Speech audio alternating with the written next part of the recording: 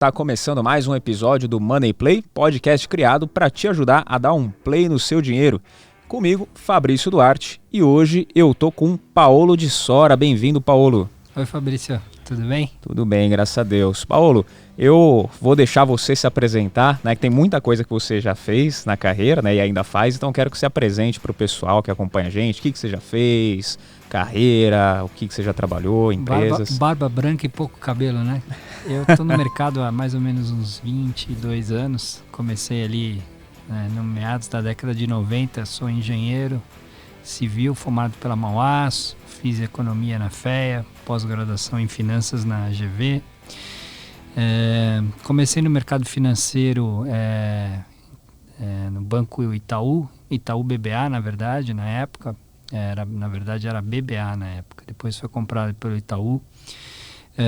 Tive passagem pelo Deutsche Bank, pelo Indosuez WCAR, cheguei a ser estrategista, head da corretora do Itaú.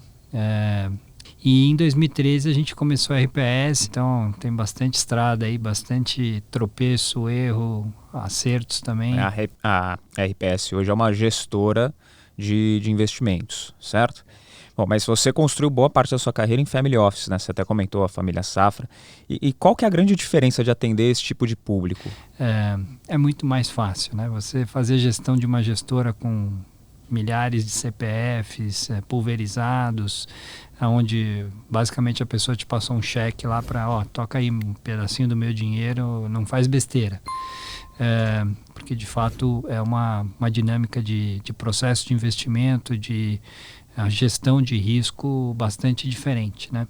A gente já está fazendo isso há quase 9 anos lá na RPS, acho que a gente tem feito de um jeito bacana, com histórico bom, mas assim, acho que o principal é você não estar na mesa com o dono do dinheiro, discutindo com ele e pro bem ou pro mal, tomando decisão junto. Muito mais difícil fazer gestão para cota de cotista sem rosto. Você tem uma vol que você quer trabalhar, você que mede um pouco o risco do fundo, né? Você tem parâmetros de gestão de risco que você define até de forma bastante profissional dentro do negócio, mas você não sabe qual vai ser a reação numa crise, como é que está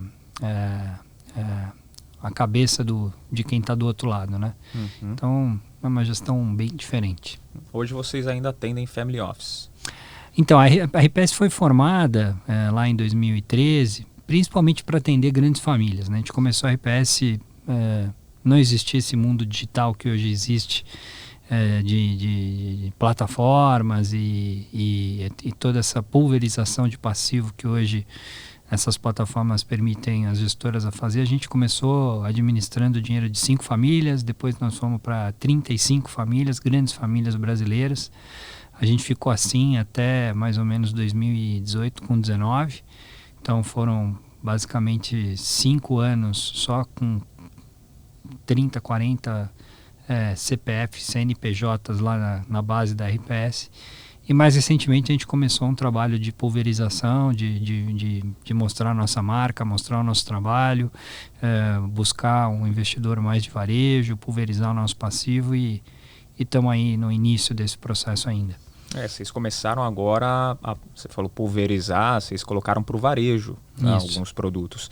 Por que demorou tanto? Por que só agora, depois de quase 9 anos de empresa?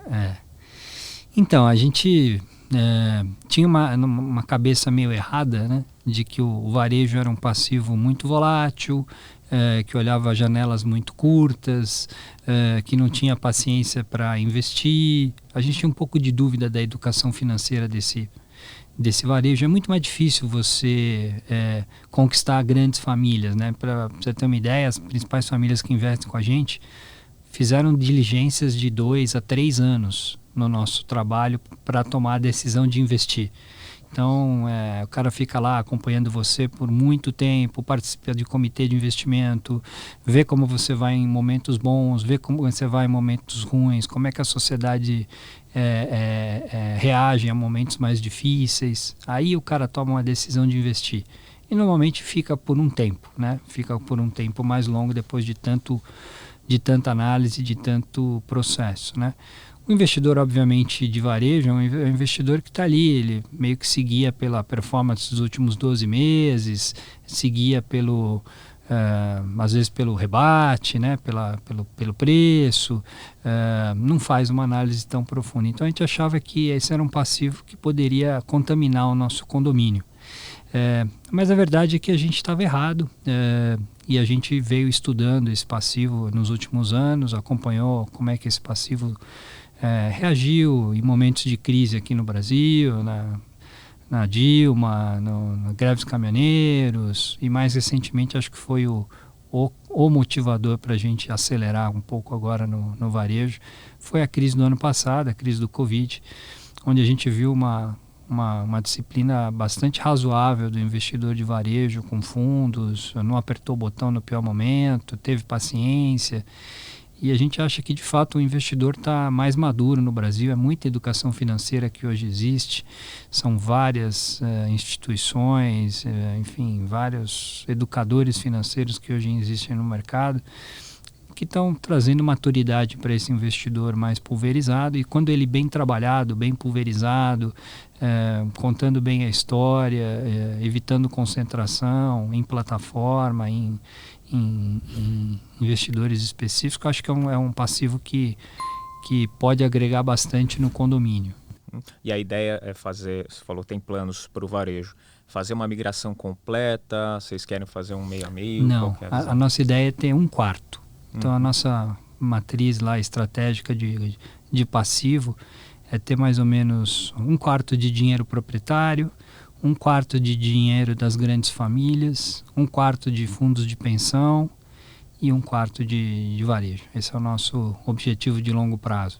Então, um quarto de varejo, um quarto famílias, um quarto fundo de pensão e o outro quarto? Dinheiro proprietário. A gente está com o nosso dinheiro nos mesmos produtos e que é o que hoje já existe na RPS. Então a nossa ideia é, sei lá, no longo prazo é mais ou menos isso. Como um hedge fund americano. Se você for olhar o passivo de um hedge fund americano, ele tem um pouco desse viés, assim. A nossa parcela proprietária vai muito depender da nossa performance. Se ela continuar sendo boa e a gente continuar ganhando dinheiro, aí a gente vai reinvestindo esse dinheiro que a gente ganha no fundo. Aqui é um pouco acho que de ambição de continuar performando bem para poder reinvestir, ir ganhando dinheiro e reinvestindo esse dinheiro que a gente ganha lá na sociedade. Todos os sócios são obrigatoriamente, dentro de um contrato que a gente tem dentro da sociedade, a investir 2/3 do que ganham lá na RPS nos fundos que os nossos clientes estão. E todos investem mais que isso, 80%, 85% da remuneração nos fundos. Falando de performance, como que foi nos últimos 12 meses? Então, os nossos fundos foram bem, assim, tava brilhando no infinito ali na virada do primeiro para o segundo semestre. A gente tomou um pouquinho para trás aí nesses últimos 2 meses. No ano a gente está, o nosso Total Return, que é o nosso fundo mais conhecido, que as pessoas conhecem, o RPS Total Return, que é um fundo que tem 8 anos e meio, quase 9 anos de história. Esse fundo está ganhando 4% no ano, positivo, num ano que a bolsa está caindo aí 12%, 13%. Aí chegou a estar 10 positivo na virada do primeiro e segundo semestre. A gente perdeu um pouquinho nessa realização recente da Bolsa Brasil. Em 12 meses ele está 11% positivo. Então tá bem. Assim, não é o melhor ano nosso, mas é um ano bem honesto dado as circunstâncias, né? Nós somos um fundo multimercado, multigestor com DNA de equity. E apesar do equity estar muito bem no mundo e a gente performou bem, exposto no mercado internacional, a gente também tinha alguma exposição ao Brasil, e que nesse período tão difícil de Bolsa Brasil a gente acabou tendo alguns prejuízos aí pontuais no Brasil. Acho que entre mortos e feridos estamos ok. Falar dos últimos 12 meses, 11%, com tudo que vem acontecendo, né? Até aproveitando essa parte. Acho que o CDI acumulado nesse período, acho que é 4,5, assim, então deu quase 3 CDIs. Então tá interessante, tá né? ok. Se a gente for comparar, tá bem interessante. Que é o benchmark dos fundos, né? Desse fundo específico, sim. Então a RPS, ela segue uma tese de investimentos para poder escolher os ativos? A gente é muito conhecido e de fato a gente é uma casa que tem um prisma mais macro do que micro, né? Que não é tão comum em ações no Brasil, né? O Brasil Acho que a grande maioria dos investidores em ações no Brasil tem esse perfil mais fundamentalista, são discípulos do Warren Buffett, que acho que faz até sentido, porque o Brasil é um país muito instável macroeconomicamente. A gente lá na RPS, a gente não parte desse prisma, a gente parte de um prisma de tentar entender o macro, tentar entender o que está acontecendo na conjuntura, tentar acertar o IPCA dos próximos 12 meses, tentar acertar o que vai acontecer com a taxa de juro nos próximos 12, 24 meses, tentar entender o mundo político, tentar entender de fato a macroeconomia. Nós temos uma equipe de 26 pessoas só na gestão da RPS. A RPS tem quase 40 funcionários como um todo, 26 pessoas na gestão. E desse time, 2/3 olhando o macro. A gente tem uma mesa de renda fixa, tem uma mesa de moeda, tem uma mesa de commodities, a gente tem uma mesa de ações que olha só o macro, a gente tem uma equipe de economistas que estão acompanhando a macroeconomia no Brasil, tem um time de economistas que olha a macroeconomia global. Então a gente gasta muito tempo e muito do nosso processo de investimento tentando entender o macro. A partir disso, a gente constrói um cenário, né, da onde a gente está no ciclo econômico. Macroeconomicamente falando, nós estamos num momento de aceleração ou desaceleração de PIB, nós estamos num momento de juro para cima ou juro para baixo, inflação para cima ou inflação para baixo, é um momento de defensivo ou aumento de ataque, é um momento de proteger na qualidade ou ir na coisa cíclica. Então a gente tenta entender onde é que a gente está no ciclo econômico, monta carteiras de curto e médio prazo que vão bem de acordo com esse cenário macro que a gente construiu. E aí a gente não tem muito assim, preconceito. Não invisto nesse setor porque esse setor é ruim, ou esse tema é ruim, ou esse tema é bom e eu vou sempre investir. Não. Aí dependendo do momento do ciclo, tem hora que é para você ter uma carteira com mais risco, com menos risco, mais lá fora, mais no Brasil, coisas mais defensivas, coisas mais de ataque. O que é conhecido no mundo técnico como investimento fatorial. Nós somos investidores fatoriais, que tentam identificar o cenário macro, identificar os macrofatores e montar cestas de ações compradas e vendidas baseado nesses fatores de investimento. Quem quiser entender um pouco mais sobre isso, tem vários livros que falam sobre factor investment e é um jeito diferente de investir em ações que está sendo cada vez mais dominante no mundo. Eu vejo assim uma convergência muito grande dos gestores mundialmente em se especializar nesse modelo de gestão de fator de risco, fator de carteira. O mundo tem cada vez mais os investidores conectados via ETFs, né, que são as carteiras de ações temáticas. Carteira, só no Bovespa são acho que mais de 50 ETFs que foram construídos. No mundo tem mais de 2.000 ETFs que os gestores mundo afora fazem, e são exatamente esses ETFs temáticos, fatoriais.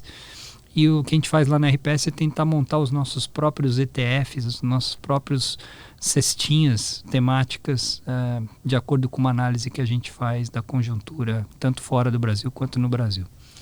E tem uma sequência do que vocês vão olhar para montar essa carteira? Tipo, a gente começa por aqui e a gente termina aqui, pronto.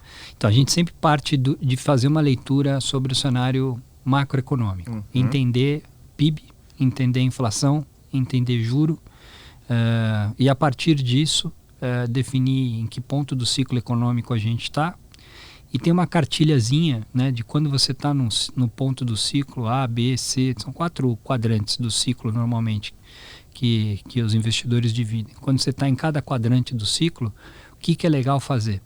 Quais são os macrotemas que funcionam melhor naquele quadrante do ciclo econômico? Então, o nosso desafio é primeiro acertar o ciclo econômico, acertar o quadrante do ciclo econômico que a gente está, e a partir daí montar carteiras que funcionam, historicamente funcionaram quando você está naquele ponto do ciclo, tanto lá fora quanto aqui. Então, e aí você fala, bom, vocês não fazem análise fundamentalista nenhuma? Não, a gente tem uma equipe até bem grande de analistas que ficam acompanhando as empresas, o detalhe, as projeções, o resultado, montam DCF, projetam múltiplos, que é liderado inclusive pelo meu sócio Thales Franco e pelo Alexandre Miguel, que inclusive fazem gestão do nosso long only. A gente tem um fundo long only fundamentalista Brasil, que é o RPS FIA Selection. A gente tem uma equipe de mais ou menos 9 pessoas que fica fazendo essa parte bottom-up Brasil. E aí a gente tenta casar, né? Primeiro monta uma ideia macro, quais são os fatores que a gente quer, e aí em cima desses fatores a turma micro entra e fala, peraí, então nesses fatores a melhor empresa que está com o melhor momento, que está com uma dinâmica mais bacana, que está com valuation mais interessante, são essas e essas. Então aí junta o macro com o micro. Por isso que a gente precisa ter um time tão grande. E encaixado, né? Encaixado, que faz isso direitinho há muitos anos, 8 anos e meio.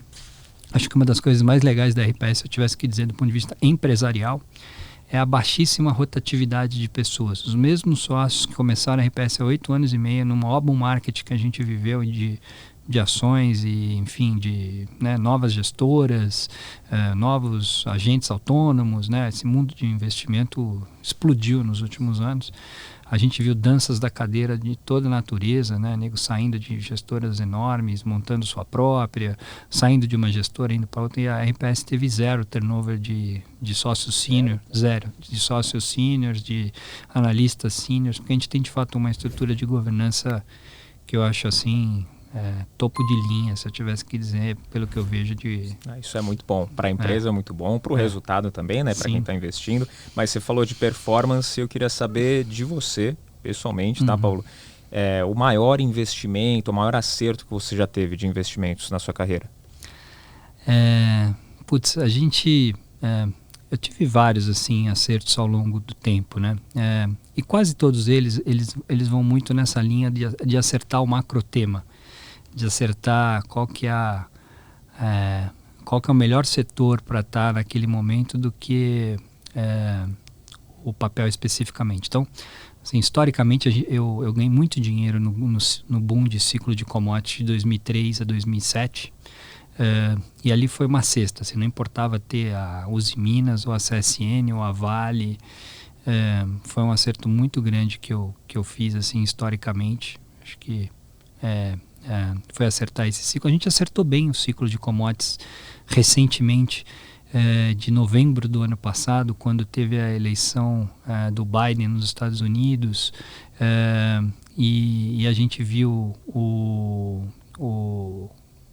assim, uma dinâmica de investir em infraestrutura, uma dinâmica de começar a se discutir reabertura da economia, investimento em infraestrutura, a história do ISG, e aí a gente pegou bem esse ciclo aí que foi muito forte, das commodities de novembro do ano passado até meados desse ano. Não foi um acerto recente. De papel específico, teve um papel que foi o papel que mais contribuiu positivamente nós lá na RPS, que foi Eletropaulo. E a gente acertou um momento ali quando a Eletropaulo mudou de controlador e a gente tinha uma posição importante ali em Eletropaulo. Se você fizer lá uma análise da onde a gente mais ganhou dinheiro, especificamente num papel na RPS, foi Eletropaulo. O que é interessante, porque provavelmente a Eletropaulo não está na carteira nunca teve na carteira de ninguém, né? Não é um papel que um investidor fundamentalista se aventura, né? Mas a gente já soube acertar ali um momento operacional legal da empresa com a mudança do controle, e foi o papel que a gente mais ganhou. Quantos por cento, mais ou menos? A gente ganhou nesse trade específico uns 150%. 150%. Numa posição que era relevante. Tem que acertar o percentual, mas tem que acertar o lote. Mais do que o percentual é o lote. O desafio é ter o lote correto na hora correta e que ande na direção correta. E nesse, acho que a gente acertou o timing, o lote e a direção. Bom, e a maior escorregada, o maior erro, qual foi?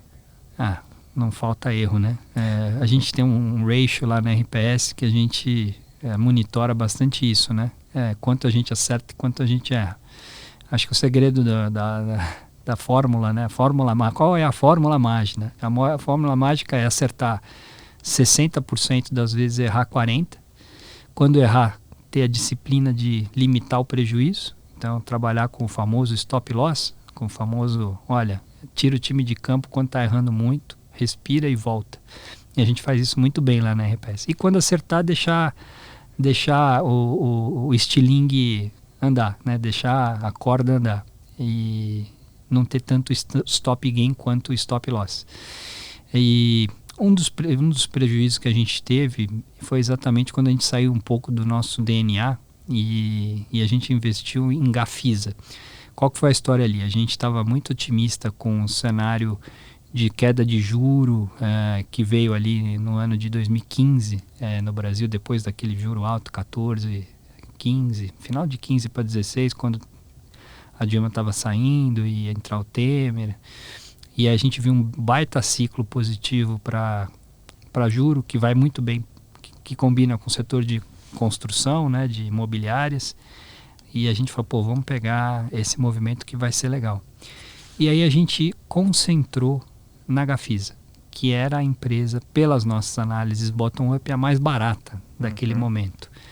E a barata é marido da barata, né? E então, o que aconteceu foi que a Gafisa, do ponto de vista bottom-up, do ponto de vista fundamentalista, foi mal. Desalinhamento do management, tinham feito um movimento de crescimento que teve um custo muito grande. É um ciclo longo, o ciclo das construtoras, né?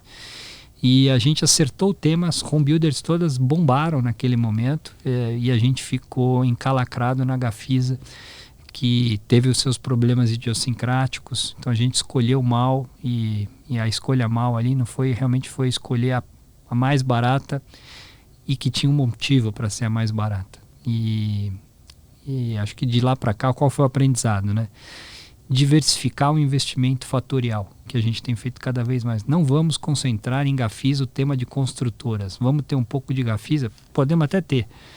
Mas vamos ter Cyrela, vamos ter MRV, vamos ter as outras e vamos fazer uma cesta, porque aí você pega o tema e se uma delas não for tão bem, você não vai tão mal, né? Que foi o caso. Então foi um aprendizado aí que a gente traz para nossa modelo de gestão e desde então a gente nunca mais concentrou macrotema num papel específico. Sempre com os 40% de erro tem um aprendizado interessante. Sim, né, que vem junto. E o legal é que as pessoas seguem lá, né? E eu costumo dizer, né? O inteligente acerta com o erro dos outros. Uhum.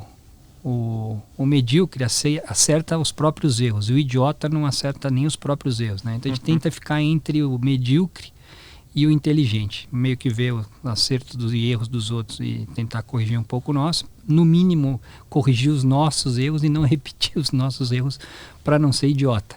Então a gente tem lá esse lema lá na empresa, chega lá todo dia, vou tentar não ser idiota hoje, que é fazer o mesmo erro que eu fiz ontem, hoje. Boa. Estamos tentando. É um bom lema, Agora, a gente está já tocando a campainha para 2022, né? Estamos às portas aí. Tem alguma aposta da gestora para 2022? Bom, vamos falar um pouquinho de cenário aqui, que o cenário está bastante complexo, eu acho, né? Então, assim, vamos lá. Primeiro, vamos falar um pouquinho do mundo. A gente não é uma ilha, né? O Brasil está associado ao mundo sempre, né? Então, vamos entender o que está acontecendo no mundo, né? Então, o mundo está acontecendo o seguinte, muita inflação. A inflação está persistente, está difusa, está em todos os lugares, nos países desenvolvidos, nos países em desenvolvimento. Então, esse é um assunto muito importante porque a inflação impacta em política monetária. E política monetária impacta na taxa de desconto dos ativos, né? No valor presente dos ativos, que é a taxa de desconto que você usa. Nós estamos vendo o juro mais baixo, real, que a gente viveu nos últimos muitos anos.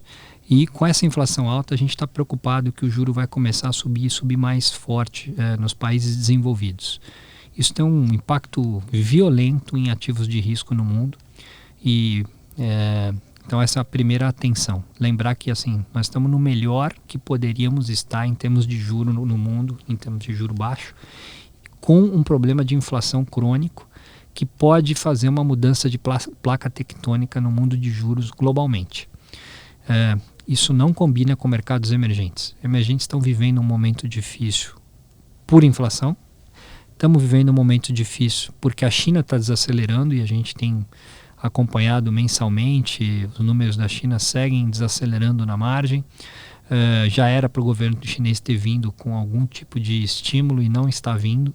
Então ele está deixando a economia lá escorregar um pouco mais do que a gente inclusive imaginava, e é um ponto de atenção o que vai acontecer com a China em 2022. A gente até acha que provavelmente eles vão jogar uma boia entre o fim da Olimpíada de Inverno agora em fevereiro na China e a eleição do Partido Comunista, que vai tentar o terceiro mandato do Xi, que acontece em outubro. Então a gente acha que a economia chinesa vai receber algum nível de estímulo, nada bazuca, mas algum nível de estímulo entre fevereiro e outubro, que pode ser um driver positivo, mas podemos estar errado nessa tese, como a gente teve até aqui. A gente achou que a economia chinesa não ia escorregar para um PIB muito abaixo de 5 e já está rodando num PIB abaixo de 5 agora. Então é uma outra atenção. Os países em desenvolvimento estão tendo que enfrentar um ambiente de inflação muito alta, um crescimento mais fraco, e normalmente quando o crescimento de emergentes é pior que desenvolvidos, as ações os índices de ações dos fundos dos países em desenvolvimento underperformam. Então a gente continua achando que esse massacre do S&P em cima das bolsas de emergentes, em particular das bolsas dos países mais frágeis macroeconomicamente, tipo o Brasil, vai continuar no ano que vem. Então é um ano para continuar preferindo Estados Unidos, continuar preferindo qualidade, um ano para tomar cuidado com coisas que têm duração muito longa, que dependem muito do juro baixo, porque esse juro baixo eu acho que é meio que uma miragem. Provavelmente o ano que vem a gente vai viver num patamar de juro bem mais alto do que a gente vive agora.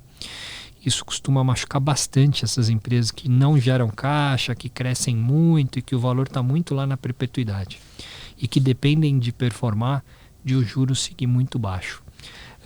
Então acho que esse é um baita ponto de atenção para o investidor em 2022. A gente viveu um céu de brigadeiro no mundo de ações globalmente. O Brasil não viveu esse céu de brigadeiro porque nós temos nossos problemas específicos. Mas acho que um dos grandes riscos para a Bolsa Brasil em 2022 é o mundo virar um pouco menos otimista e muito associado à questão do juro. Tá? De Brasil, a gente segue vivendo um cenário bastante desafiador. Aqui eu acho que não tem muito novidade, todo mundo está vendo, né? Mas nós estamos vivendo um ambiente de inflação muito alta, um Banco Central atrás da curva que vai ter que acelerar o passo. Na minha opinião, vai acelerar de novo o passo no próximo cupom para tentar ancorar a expectativa de inflação, principalmente para 2022 e 2023, que estão se desancorando também. Então tem um trabalho aqui de reancoragem de inflação que nunca é legal para investimento de risco. Isso vai trazer um PIB mais fraco, então vai ser uma política monetária restritiva, com juro real muito alto e que vai ter que impactar a demanda para desinflacionar. Então nós estamos vendo um PIB em 2022 muito fraco no Brasil, talvez até uma recessão. Então é um ano muito difícil de economia. Essa questão da inflação muito alta está impactando bastante a renda disponível do consumidor brasileiro. O consumo é 70% do PIB brasileiro e o consumidor brasileiro está com a renda muito estrangulado e não vai ter muito alento, na nossa opinião. Vai vir agora o Auxílio Brasil aí turbinado, mas vai ser meio que para repor renda para a classe baixa continuar comprando as coisas básicas que compra.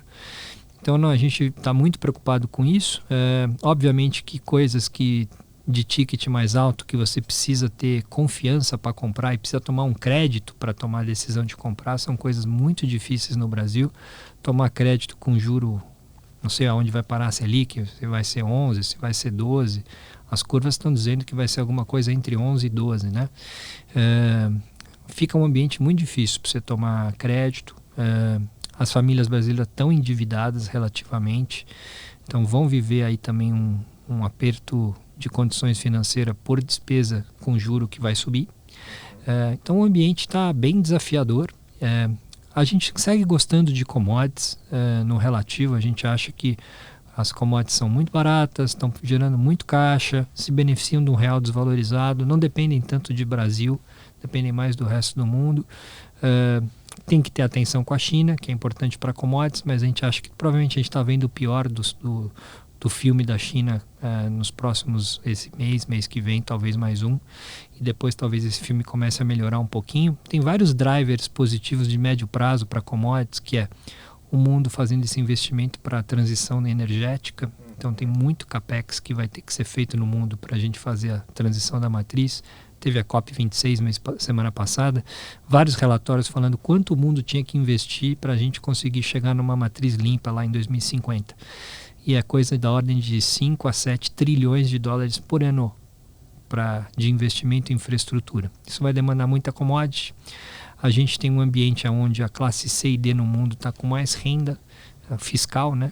Bastante presente no mundo. No Brasil não está podendo fazer tanto, mas no mundo, pacote nos Estados Unidos, novo pacote sendo aprovado, na Europa, muito estímulo fiscal.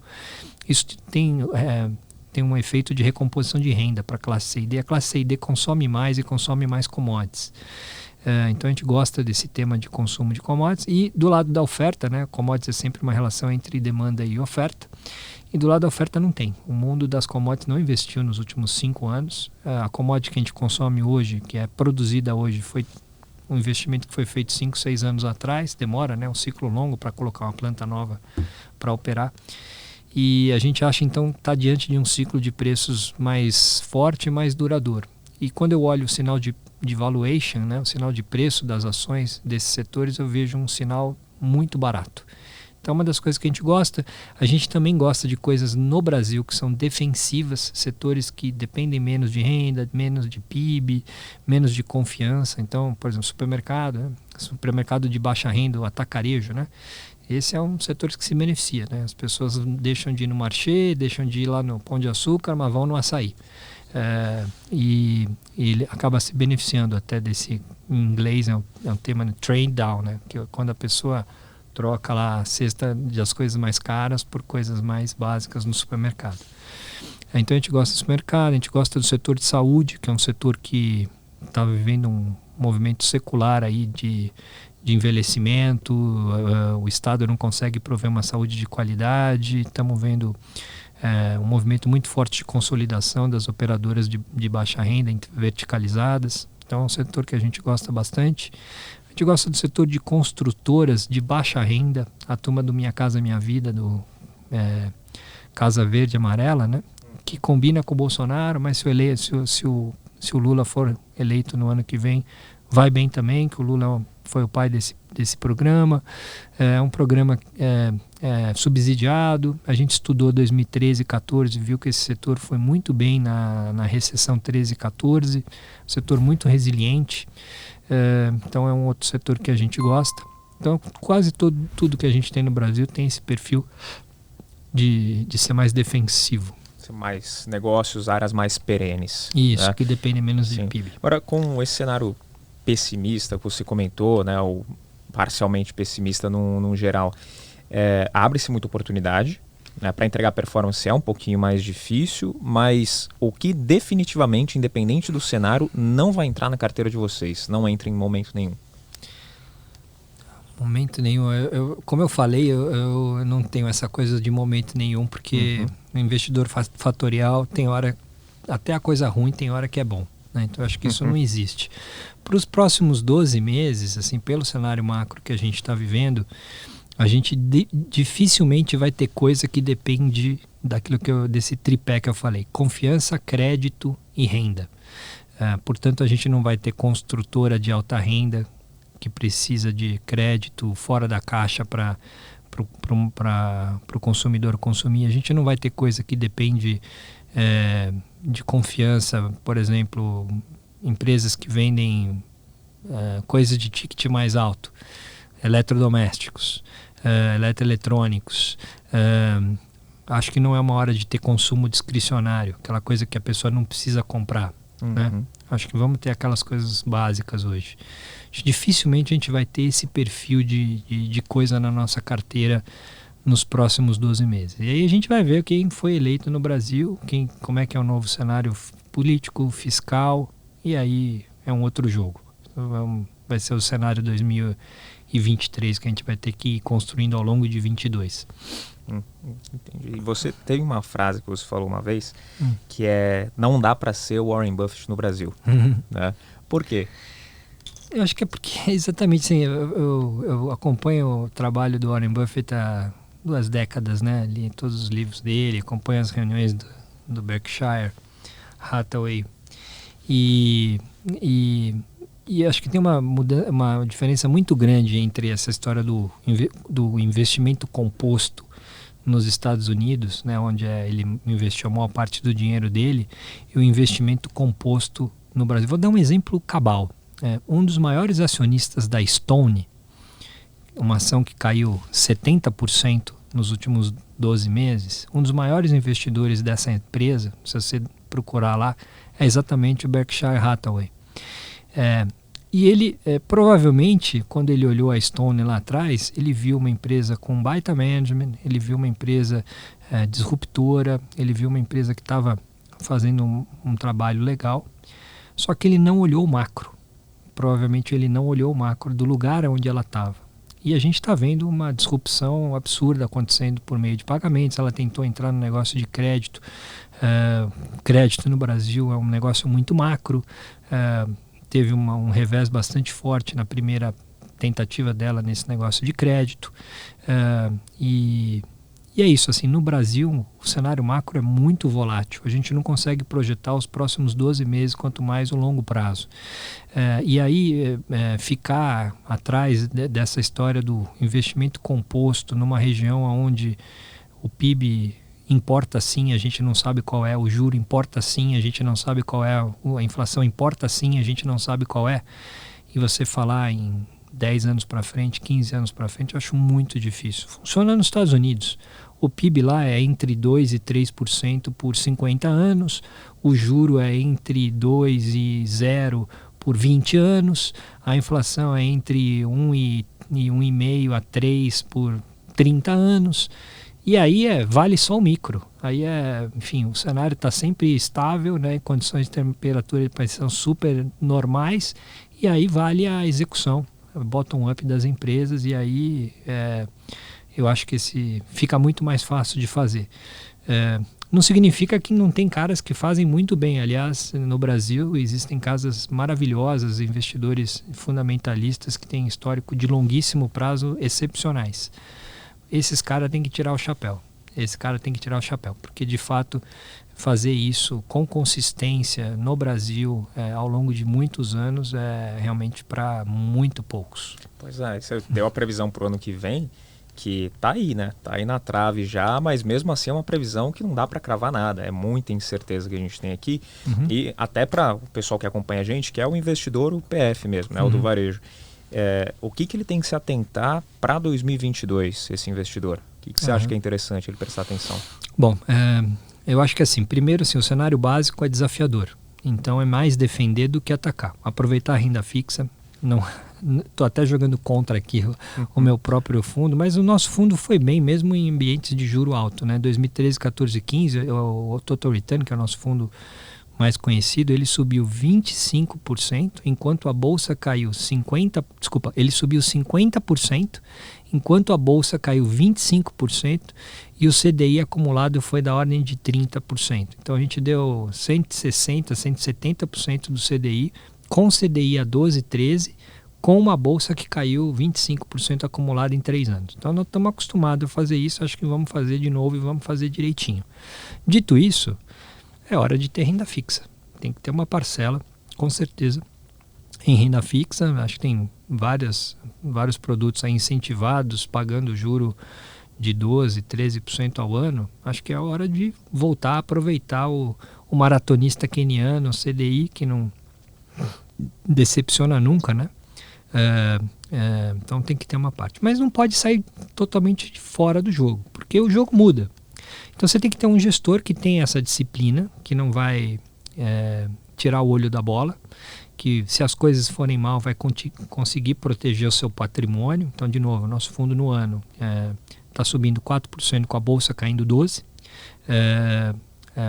E a gente teve uns últimos 2 meses que não foram tão bons, mas assim, os últimos 12 meses a gente deu 4 CDIs. Então, tem que ter esse tipo de gestor, eu acho. Gestor que está com o olho na bola, se melhorar o cenário, e aí o que pode melhorar? Acho que, assim, definitivamente, nós aqui, com nós mesmos, é melhorar a questão política. De repente uma terceira via se viabilizar, o cenário político é sempre incerto, pode pegar as últimas eleições, sempre teve um evento extraordinário, maluco que aconteceu, não se descarta de acontecer de novo, apesar do cenário básico, acho que é Lula-Bolsonaro com certeza, esse tem que ser o cenário de, sei lá, 60%, 70% de probabilidade, mas você tem 30% de probabilidade de alguma coisa diferente. E a gente tem que ir acompanhando dia a dia, né? Como é que essa terceira via vai trabalhar, se eles vão conseguir se juntar, quem vai ser a figura que vai amealhar o centrão, né, esse centro, e ver se ela se viabiliza. Pode acontecer, acho que a probabilidade não é alta, mas pode acontecer. E se acontecer, vai ter um rally absurdo. Do mesmo jeito que pode ter um rally absurdo, e aí vai ser um pouquinho mais para frente, por exemplo, se o Lula ganhar e vier com uma carta aos brasileiros 2003 de novo. Eu acho que não precisa ser tão agressiva como 2003, mas vir com um discurso moderado, com um discurso mais ao centro. Temos que acompanhar esse discurso, porque acho que esse discurso pode fazer preço, sim, nos ativos para 2023, se ele vier com uma matriz econômica razoável para boa. E acho que tem chance de acontecer. Então é esse tipo acho que está muito mais no lado político, se eu tivesse que dizer aqui, que vai definir muito assim, qual é o modelo fiscal do Brasil pós 2022. Qual é o nossa nova âncora fiscal? Como é que a gente vai falar para o mundo que a gente não vai explodir em dívida? Qual vai ser o nosso modelo fiscal de médio prazo? Se a gente vier com um modelo legal, acho que pode ter um rally bastante forte nos ativos de risco no Brasil que estão num valuation barato, né? O juro, principalmente, na nossa opinião, é o ativo mais barato entre os três, né? Juro, moeda e bolsa. O juro parece a coisa mais fora do preço e pode ter sim um rally importante se a gente não pular do precipício. E lembrar que historicamente o Brasil flertou com o precipício, mas nunca pulou. É um avião que balança, mas não cai, né? É isso aí. Esse é o Brasil. Mas eu gostei. A parte política, a gente tem que prestar bastante atenção. E eu gostei da analogia, o maratonista queniano do CDI. Sem dúvida. Agora voltou, o famoso 1% ao mês voltou, né? Pois é. Quem disse que não ia voltar, tá ele aí de novo. Tá aí por que não dá para ser Warren Buffett no Brasil. Entendi. Bom, muito bom, Paulo. Gostei bastante da conversa até aqui. A gente já vai direcionar para o encerramento. Só que, como sempre, eu peço uma dica para você. Eu vou pedir duas. Uma de um livro, que você comentou durante a nossa conversa. Tem vários livros que você leu também. Então, um livro e uma dica para quem está começando agora. O que fazer para começar a investir mesmo e começar não sendo o idiota que você comentou, de começar sem corrigir os próprios erros e nem sendo medíocre, mas começar sendo já o cara inteligente, já aproveitando o erro dos outros. Eu acho que assim, a boa notícia para quem está começando hoje, que diferente de quando eu comecei, que não tinha nada, né? Você ia buscar o balanço das empresas fisicamente no Bovespa, na CVM. Hoje as informações estão todas aí. O difícil é você não se perder na quantidade absurda de informação que tem. Então, acho que é seguir estudando sempre, tá acompanhando toda essa educação financeira que existe no Brasil e no mundo, olhar para fora também, ter um bom inglês, né? Acho que todo mundo tem que ter um bom inglês hoje para qualquer coisa que faz, inclusive para investir. Acho que tem que ir além fronteiras, tem que estar saindo um pouco do Brasil e olhando lá para fora. Hoje em dia os BDRs, né? Todo mundo pode investir um pouquinho em coisas fora do Brasil, empresas boas, líderes globais. Então acho que eu gastaria um tempo olhando um pouco além do Bovespa, com certeza. Eu identificaria o meu DNA de investimento, né? Qual que é o meu DNA? Né? E aí é meio que naquilo lá, tentando ser medíocre. Tentando assim errar, legal, isso aqui não foi legal, anota, isso aqui eu não vou fazer de novo. Isso aqui foi legal, vamos tentar de novo.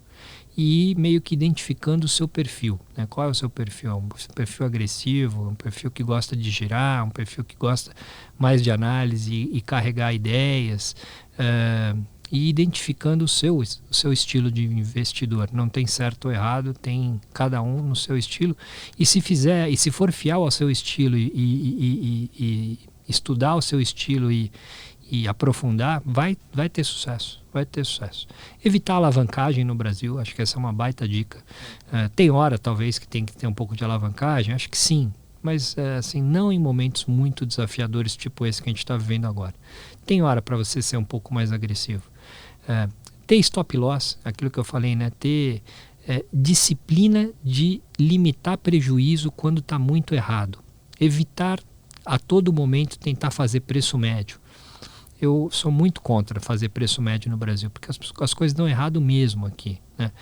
Então ter essa disciplina, né, de não perder de balde quando erra, né? Porque aí fica difícil de recuperar. Então isso é uma das coisas que eu mais aprendi ao longo do tempo, assim, limitar prejuízo quando está errado. Todo mundo vai errar. A gente erra muito lá na RPS. Só que a gente limita esse prejuízo quando está errado. Ter essa disciplina. Bom, falar sobre livro, assim, eu não vou falar sobre livro de mercado, porque acho que tem tanto livro. Quem quiser estudar um pouco sobre investimento fatorial, não precisa nem pegar livro. Digita lá Factor Investment no Google, vai aparecer um monte de coisa. Aprofunda um pouco sobre esse assunto. É um negócio que está dominante no mundo.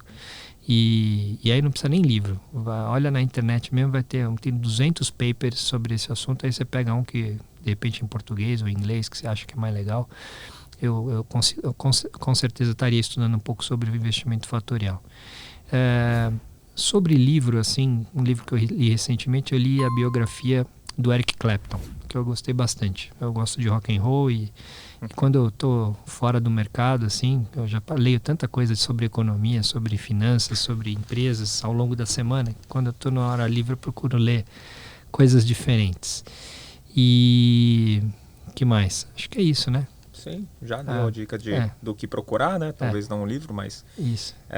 Um bom assunto para ver. E a parte do inglês eu achei interessante, porque acho que ninguém que eu conversei falou dessa parte do inglês. Não, hoje em dia tem que investir em inglês. Não tem como. Se você for ver todos os termos do mercado, eles estão em inglês. Você falou BDR, você falou ETF, tá tudo em inglês. Não, o investidor tem que ser global. Você tem que começar a ler o balanço da Amazon, o balanço do Facebook, os relatórios que saem lá fora. Hoje em dia é tudo público, né? Você não precisa ser investidor super qualificado para ter acesso a muita análise sobre a Tesla, sobre a Amazon, sobre o Facebook, sobre, enfim, a Nvidia, que está bombando agora recentemente.